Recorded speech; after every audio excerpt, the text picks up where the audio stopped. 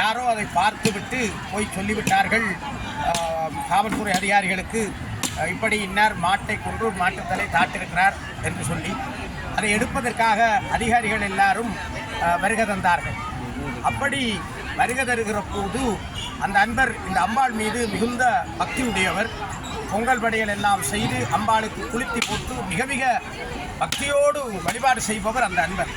அம்பாளை வந்து இங்கே வெளியிலே நின்று இறங்கி கேட்டார். அவருக்கு உள்ளுக்கு போகக்கூட மனம் கூசியது. ஏனென்றால் நான் இப்படி மாட்டுப்பட்டு விட்டேனே, மாட்டுத்தலையை குடிபட போகிறேனே, எனக்கு உள்ளுக்கு போகக்கூட மனமில்லாத கிடக்கின்ற நடுங்கி வெளியிலே நின்று அம்பாளை உருக்கமாக, அந்த காலத்திலே இங்கே சில பாடல்கள் பாடுவார்கள், இப்போது அந்த மரபு இல்லாமல் போய்விட்டது. ஏட்டிலே வைத்து சிந்து படிப்பது போல சில பாடல்கள் இங்கே இந்த பன்னித்தலைச்சி அம்பாள் ஆலயத்துக்கு முன்னுக்கு படிக்கப்படுவதாக நான் அறிந்திருக்கிறேன். அப்படி அவர்கள் அதிலிருந்து படித்து கொண்டிருந்த போது மூலஸ்தானத்திலே இருந்து கண்ணகி அம்பாள் அப்படியே சாரி உடுத்துக்கொண்டு மெல்ல மெல்லமாக பக்க கொண்டையை அணிந்தபடி அப்படியே வருவார் நடந்து. அப்படி அற்புதம் நடக்குமாம் இந்த பன்னித்தலைச்சியிலே. அம்பாளை கூப்பிட்டு போடுற போது அம்பாள் கருவறையிலிருந்து ஒரு பெண் வடிவத்திலேயே வருவாளாம். அப்படி பல அன்பர் சொல்லியிருப்பார்கள். அப்படி இந்த மாட்டுத்தலையை தாட்டவர் அம்மாளை அழுது குளறி, கடவுளே தாயே அம்மாளாச்சி, எப்படியும் என் மானத்தை காப்பாற்று, என்னை சிறையில் போட போகிறார்கள், நான் மாட்டுப்பட போகிறேன் என்று ஏங்கி துடிதுடித்தார். அம்பாள் அசரீதியாக சொன்னால், நீ ஒன்றும் கவலைப்படாதே, போ, எல்லாம் நல்லா நடக்கும் என்று. என்ன அதிசயம்! காவலாளிகள் வந்தார்கள், மாட்டுத்தலை தாட்ட இடத்தை தோன்றினார்கள். தோன்றி எடுத்த போது அங்கே பன்றித்தலை தான் வந்தது. எல்லோரும் திகைத்து போய்விட்டார்கள்.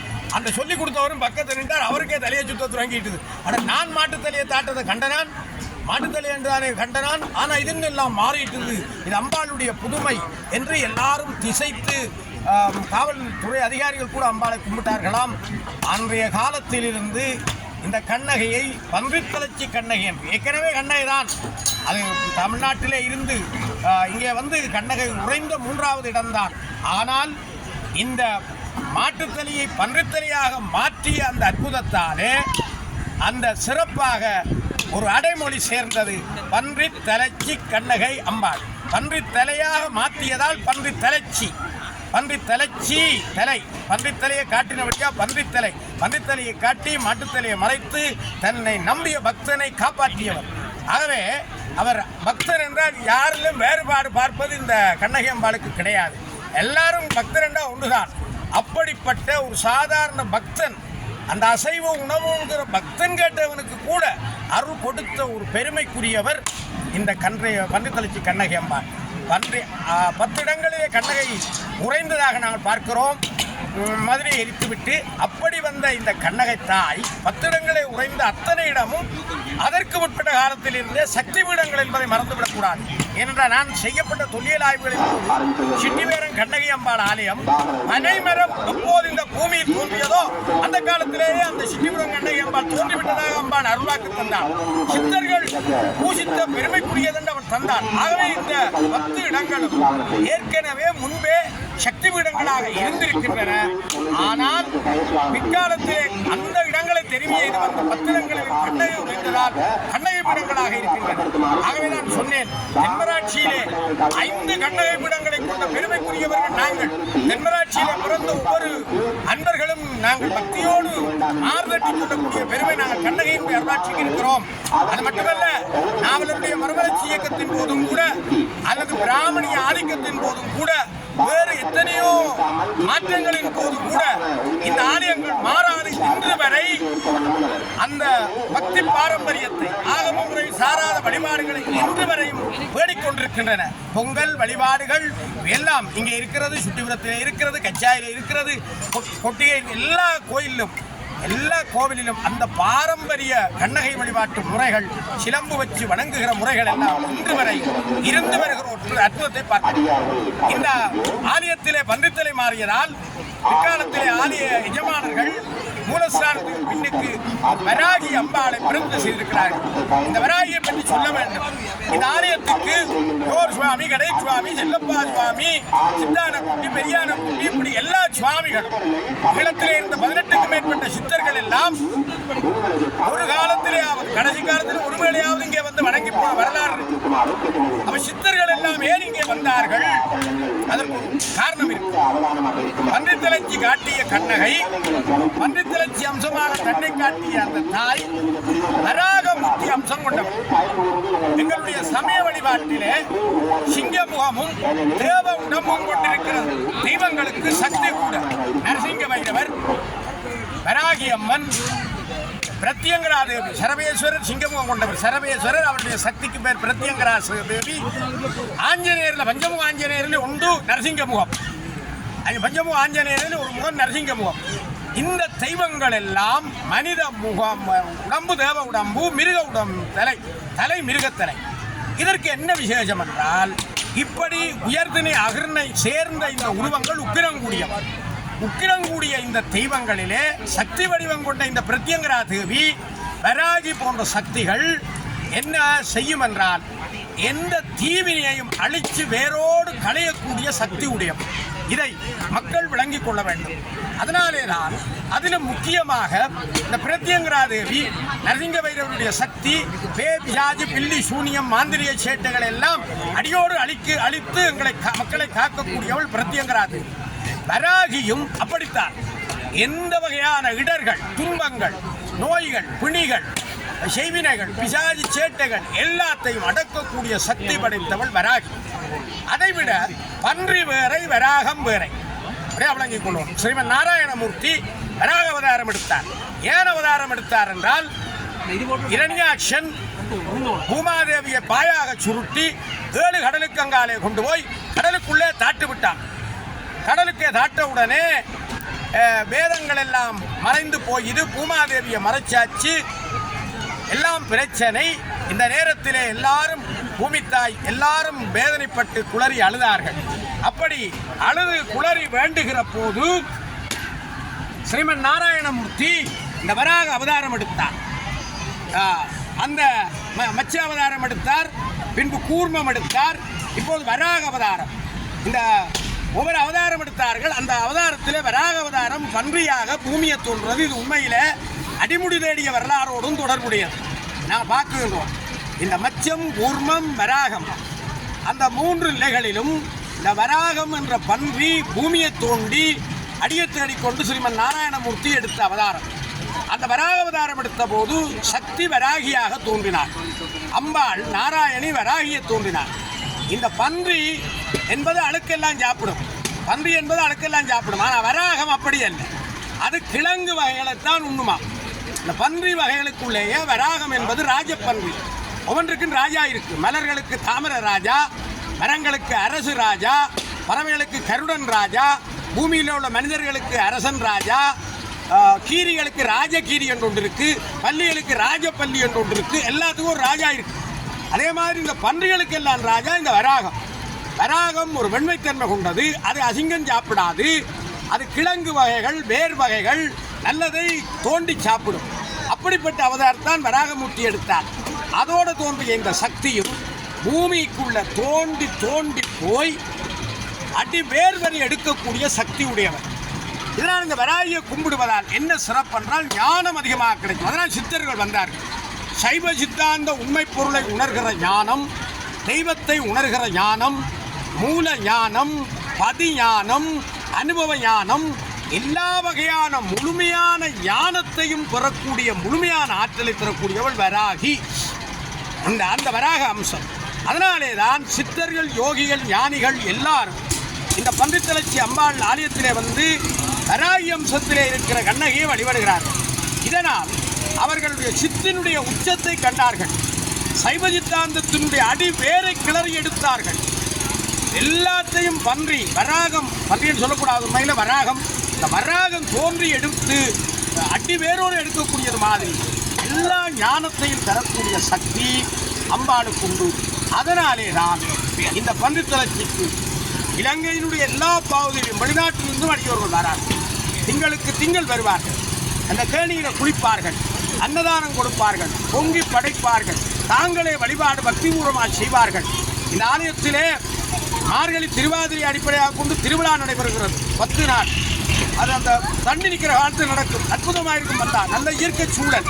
சுற்றி வயல்வெளி, தோட்டங்கள், கத்தரி தோட்டம், மிளகாய் தோட்டம், வெங்காயம் எல்லாம் இருக்கு. சோலைகள் இருக்கு. ஒரு மருத நிலம், வயல் சார்ந்த நிலவுமாக இருக்கிறது. அப்போதான் திருவிழா நடக்கும். ஆனால் இந்த பங்குனி 5 அல்லது 4 திங்கள் உலகத்து மக்கள் எல்லாம் வருவார்கள், பொங்கி படைப்பார்கள்.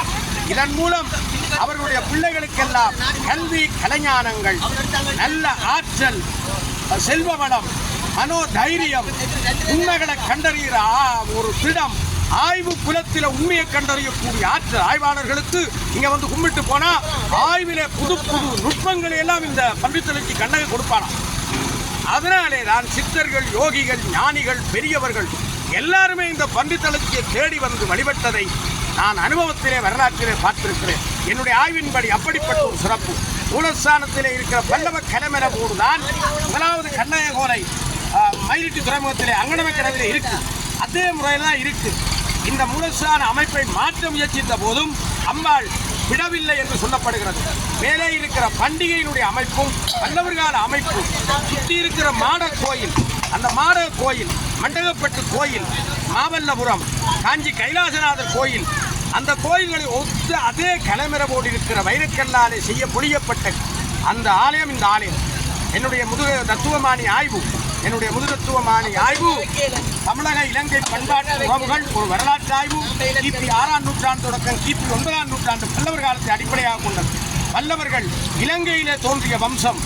அவர்கள் மணிவல்லவம் நைனாதீவிலே தான் இளந்திரியன் தொண்டைக்குடியோடு போய் தமிழ்நாட்டிலே அங்கே பல்லவ அரசை அமைத்தார்கள். அதான் உண்மை. பல்லவர்கள் ஆந்திராவுக்குரியவர்களா, கம்போடியாவுக்குரியவர்களா, தெலுங்கர்களா, தமிழர்களா, இப்படி பல ஆய்வுகளை தமிழகத்தில் செய்து கொண்டிருந்தாலும் உண்மையிலே இந்த செப்பேடுகள் 30 அதுக்கு அணிந்துரை எழுதிய ராஜு என்பவர் சொன்னார், பல்லவர்கள் மணிவல்லவம் இலங்கைக்குரியவர்கள், அவருடைய ஒரிச்சின் மூலம் இலங்கைக்குரியவர் என்றுதான் நிறுவியிருக்கிறார்கள். அந்த இதை அடியேனும் ஆய்வுக்கட்டுரைகளிலே சமர்ப்பித்திருக்கிறேன். பல்லவர்கள் இலங்கைக்குரியவர்கள். இங்கிருந்து தொண்டைக்கொடியிலே கப்பலோடு போய் யாழ்ப்பாணத்திலே இருந்து போனவர்கள் தான் பின்பு தமிழகத்திலே காஞ்சியை தலைநகரமாக கொண்டு பல்லவ பேரரசு எழுச்சியடைந்தது. ஆனால் பல்லவருடைய மூலம் இலங்கைக்குரியது. நிறைய பல்லவ சான்றுகள் இருந்தன. கண்ணகை கோயில்கள் எல்லாம் பல்லவர் கலைமரவில் இருந்தது. புராதன கண்ணகை கோயிலில் இருக்கிற விக்கிரகங்கள் எல்லாம் பல்லவ கலைமரம். ஆனால் பிற்காலத்திலே ஆகமமயமாக்கமும் இன்னும் சில பிரச்சனைகளாலும் நாவலருடைய ஆகம மரபு புரட்சிகளாலும் கண்ணகை கோயில்கள் மாற்றம் கண்டாலும் இந்த பந்தித்தளச்சி, சுட்டிபுரம், கச்சாய் சில கோவில்களெல்லாம் மாற்றப்படவில்லை. இன்றைக்கும் அப்படியே தான் இருக்கிறது. தமிழகத்திலே சோழர்கள் பல்லவர்களுக்கு பிறகு வந்தபோது கண்ணகை கோயில்கள் எல்லாம் மாறி ராஜராஜேஸ்வரியாகவும் மனோன்மணியாகவும் எல்லாம் மாறிவிட்டது. ஆனால் இலங்கையிலும் சில இடங்களிலே மாற்றினாலும் அதெல்லாம் செல்லுபடி இல்லாமல் போய்விட்டது. கண்ணகை பல பாருக்கு இடைஞ்சல் செய்திருக்கிறார், பல சேட்டை செய்திருக்கிறார், பல துன்பங்களை செய்து மீண்டும் கண்ணகையை வச்சு கும்பிட பண்ணி இருக்கிறார். அந்த நிலை இப்போதும் இருந்து கொண்டிருக்கிறது. கண்ணகையிலே மாற்றம் செய்வதற்கு விரும்பவில்லை. எங்களுடைய குருநாதர் கோவிலிலே கூட 1000 வருஷத்துக்கு முற்பட்ட சிலம்பும் அம்மன் காயும் இருக்கிறது. இன்றைக்கும் பொங்கலிலே கண்ணகைக்கு பொங்கல் போடுகிறது. அதை வைத்து தான் பூஜை செய்கிறோம். குருநாதரை கேட்டபோது எப்படி கண்ணகையின் விக்கிரகம் பார்ப்பது என்று கேட்டபோது எனக்கு சொன்னார் குருநாதர், ஒரு கையிலே சிலம்பும் சைட் கொண்ட போட்டு ஒரு கையிலே சிலம்போடு ஒரு காலம் அடித்து அப்படியே பத்மா சுகாசனத்திலே இருக்கிற மூர்த்தியாக வலக்காலை மடித்து இடக்கால தொங்க போட்டபடி செய்ய வேண்டும் என்று உத்தரவு தந்தார். கண்ணகையை மாற்ற முடியாது. ஈழத்திலே கண்ணகை வழிபாடு பல்லவர் காலத்துக்கு முன்பிருந்தே தொடர்ந்து இன்று வரை பேணப்பட்டிருக்கிற ஒரு சிறப்பு இருக்கு. அந்த சிறப்பை தனித்துவமாக காணக்கூடிய ஒரு மகிமை எங்களுக்கு இந்த பன்றித்தளர்ச்சியிலே இருப்பதை நாங்கள் பெருமையோடு நாங்கள் போற்றுகிறோம். அப்படிப்பட்ட புராதனம், பழமை, தனித்துவம் கொண்டவள் எங்கள் பன்றித்தளர்ச்சி கண்ணகை. அற்புதங்கள் பல புரிந்தவள். சித்தர்களுக்கெல்லாம் விளங்காத மூல தத்துவங்களை, சைவ சித்தாந்த ஆணிவேர் தத்துவங்களை கூட விளங்க வைக்கின்ற ஆற்றலுடையவன். ஈவன் முத்தர்களாக சித்தர்களை உருவாக்கக்கூடியவன். அப்படிப்பட்ட பெருமையுடையது பன்றித்தளர்ச்சி கண்ணகை. மூலஸ்தானத்தில் இருக்கிற கண்ணகையை பார்த்தால் பார்த்துக்கொண்டே இருக்கலாம் அம்மாவினுடைய அருள். அப்படிப்பட்ட அந்த பெருமை மிக்க தலத்தில் இன்றைக்கு இந்த பங்குனி மாத குளித்து உற்சவம் மிக மிக சிறப்பாக நடைபெற்று கொண்டிருக்கிறது. அன்னையினுடைய தனிப்பெரும் கருணை. இங்கே பணக்காரரும் வருகிறார்கள், ஏழைகளும் வருகிறார்கள், பரம ஏழைகளும் வருகிறார்கள், தோட்ட தொழிலாளர் வருகிறார்கள், டாக்டர் வருகிறார், அக்கௌண்டன்ட் வருகிறார், என்ஜினியர் எல்லாம் வரா. ஆனால் எல்லாரும் இங்கே சரிதான். பொங்கி படையல் செய்ய எல்லாரும் இந்த இடத்தை பார்த்தா எங்களுக்கு தெரியாது. டாக்டரையும் தெரியாது, என்ஜினியரையும் தெரியாது, அக்கௌண்டரையும் தெரியாது.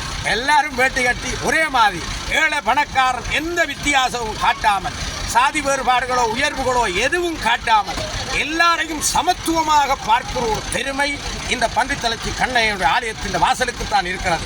இந்த பொங்கல் படையல் அவர்கள் பிரச்சாரத்தை எல்லாரும் தான் சாப்பிடுவார்கள், எந்த வேறுபாடும் பார்ப்பது கிடையாது. அப்படிப்பட்ட ஒரு தனிப்பெரும் கருணைக்குரியது இந்த கண்ணகையினுடைய வாசல். இந்த வாசலிலே மிதிப்பதற்கு நாங்கள் புண்ணியம் செய்திருக்க வேண்டும். என்ன புண்ணியம் செய்தன நெஞ்சமே இருங்கடல் வையத்துள் முன்னம் நீபுரி நல்வினை பயனினை முழுமணி தரளங்கள் அன்னுகாவிரி சூழ்ந்திரு வலம் சுழி வாணனை வாயார பன்னியும் ஆதரித்தேத்தியும் வழிபடும் அதனாலே என்று அழகாக பாடினார்கள் நாயன்மார்கள். நாங்கள் முற்பிறப்பிலே செய்த புண்ணியத்தால் தான் இப்படியான நேற்றைய தினம் நடந்த கும்பாசத்தை பார்க்கிறோம்.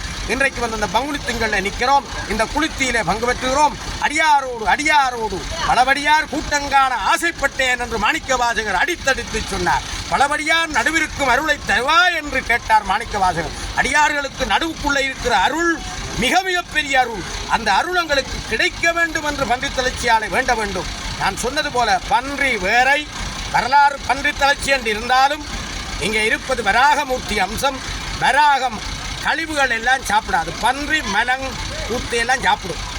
ஆனால் பன்றிக்கு ஒரு இனமாகிய வெள்ளை வராகம் காய்கனிகளை கிழங்கு வேலை தான் உண்ணாது. அப்படிப்பட்ட அந்த வராகத்தினுடைய அம்சமாக இங்கே சக்தி மூலாஸ்தானத்தில் பின்னுக்கு இருந்து கொண்டிருக்கிறார். வராகி அம்மனை கட்டாமனை வழிபாடு செய்யணும். வராகி அம்மனுக்கு நெய்விளக்கு ஏற்றவனும். மிக முக்கியமாக வராகி அம்மனுக்கு அம்பாளுக்குரியது பௌர்ணமி காலம். உங்களுக்கு பேபிஜாதி செய்வின சூனியம் அல்லது வேறு யாரான பொறாமைகள் வஞ்சனைகள் சூதுவாதுகள் இடைஞ்சல் என்றால் பௌர்ணமியிலே ராகு காலத்தில் நீங்கள் தேங்காய் உடைத்து 2 தேங்காய் கிள்ளையும் நெய் நிரப்பி விளக்கேற்றினார் எந்த தீவினையும் எரிஞ்சு கருகி போகும் என்று சோதன சாஸ்திரம் சொல்லுது. அது விசேஷமான வழிபாடு. இன்னும் விசேஷம், தேங்காய் அடிச்சு ஒரு தேங்காய் பிள்ளையாரு கொடுத்துட்டு ஒரு தேங்காய் பாதியில் ஏற்றினாலே போதும். வராகி எல்லா தீவினையும் எரித்து உங்களுக்கு இருக்கிற நாகதோஷம் காலசர்ப்பதோஷம் பிதிர்தோஷம் இன்னும் என்னென்ன முனிவர்கள் சாபம் எதிர்ந்தால் எல்லாத்தையும் நீக்கக்கூடிய அது உன்னத சக்தி படைத்தவள் இந்த வராகி. அப்படிப்பட்ட அந்த வராகியை நாங்கள் உருக்கமாக இந்த திங்கட்கிழமைகளில் வழிபாடு செய்து அன்னையினுடைய தனிப்பெரும் கருணையை பெறுகிறோம். அதுதான் அம்பாளுடைய விசேஷம். இன்னொரு விசேஷம், இன்றைக்கு கண்ணகி எங்கே இருக்கிறாரோ அங்கே முத்துமாரி இருப்பார். அம்பிகையே சிவ முத்துமாரி அண்டங்களை காத்திடுவாய் முத்துமாரி நம்பின தொண்டர்க்கு முத்துமாரி நல்லருளை தந்திடுவாய் முத்துமாரி பின்னிழலிலே முத்துமாரி வீற்றிருப்பாய் எங்கள் முத்துமாரி பாம்பினம் தாலாட்ட முத்துமாரி பள்ளி கொள்வாயம்மா முத்துமாரி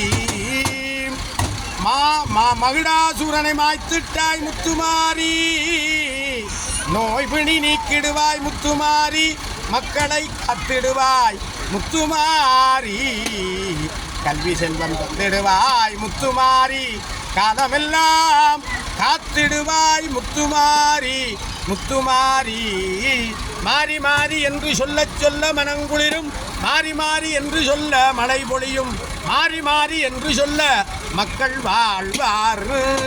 இது என்னுடைய குரு அருத்த விநாசி தம்பி புலவர் முத்துமாரி மீது பாடின ஒரு சோத்திரம் பாட.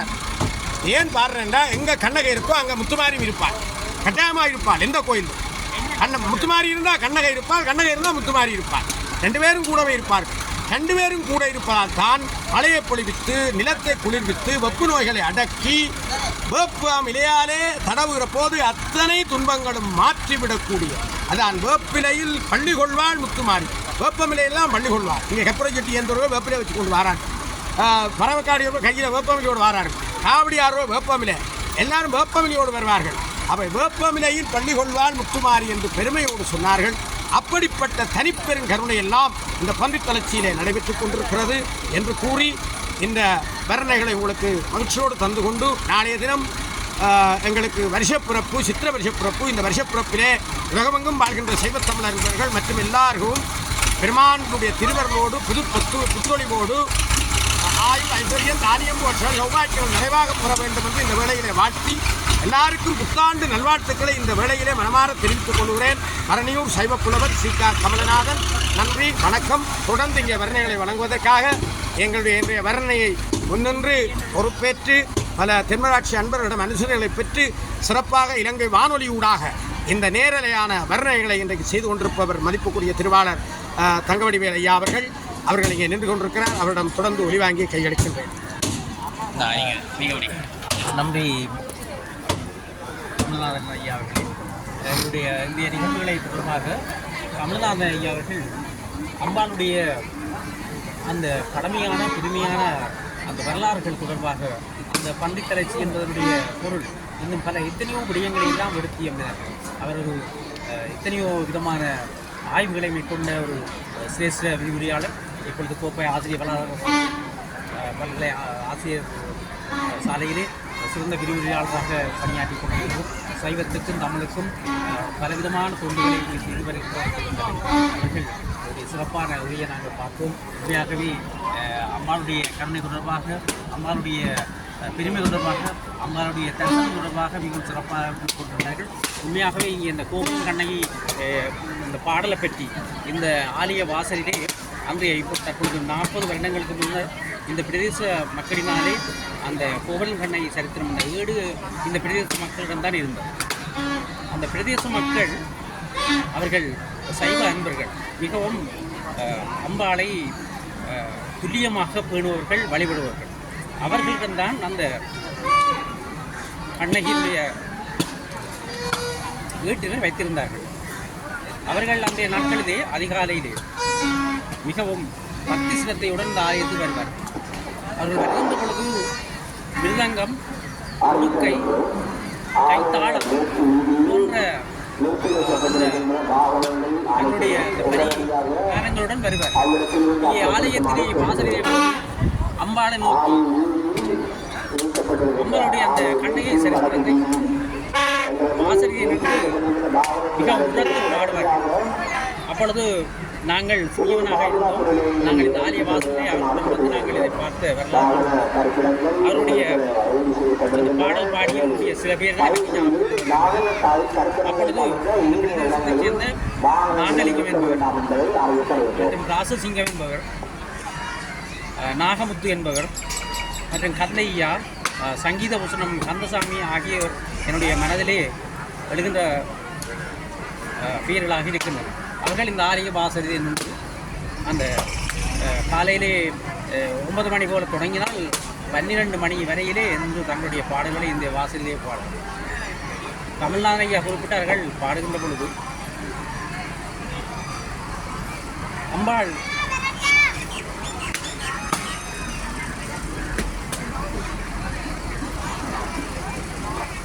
ஆலய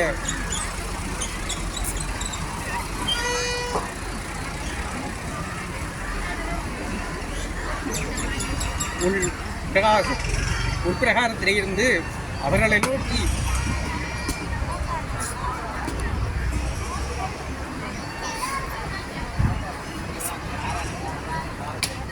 நடந்து வருவதாக குறிப்பிட்டார்கள். அவ்வாறு தனிச்சிறப்பு பெற்ற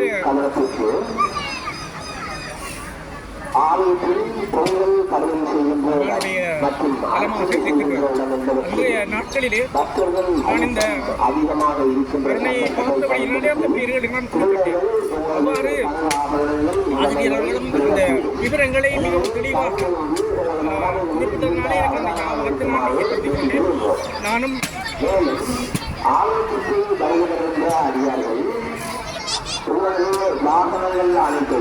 அம்மாளுடைய கருணை நிமித்தம் இந்த கைங்கரியத்தை செய்ய வேண்டும், அம்மாளுடைய புதுமைகளை வெளிக்கொண்டர வேண்டும் என்ற நோக்கோடு நான் இந்த இலங்கை ஒலிபரப்பு தளத்துடைய யாழ் சேவையினூடாக நான் இந்த கருத்துக்களை வெளிப்படுத்த வேண்டும் என்று நான் இனியுடன் தொடர்போடு நான் இந்த காரியத்தை செய்து வருகின்றேன். அதுக்கு அம்பாளுடைய கருணை எனக்கு என்றுமே கிடைக்கும் என்று நான் இந்த வழியிலே நம்புகின்றேன். தொடர்ந்து கமல்நாதன் ஆசிரியர்கள் இங்கே விவரமாக குறிப்பிட்டார்கள். இன்னும் என்னோடு இணைந்து கொள்ள யாழ் பல்கலைக்கழகத்துடைய 3வது வருட மாணவன் பிரணவன் அவர்கள் இருக்கின்றார்கள். அவர்களுடைய கருத்துரை முடிந்ததும் தொடர்ந்து கமல்நாதன் அவர்கள் இன்னும் அம்பாளுடைய கருணை தொடர்பாக நான் குறிப்பிட வேண்டும் என்று நான் வாங்கி இப்படி வேலைக்கு நிதியுதவி செய்ய விரும்புகின்ற அடியார்கள் ஆலய அலுவலகத்தில் நேரடியாக உங்களது பங்களிப்பை எழுதி உரிய பத்திரிகைகளை பெற்றுக் கொள்ளுமாறும் கேட்டுக்கொள்கிறோம். மேலும் ஆலய சார்பாக பணமோ செலுத்தி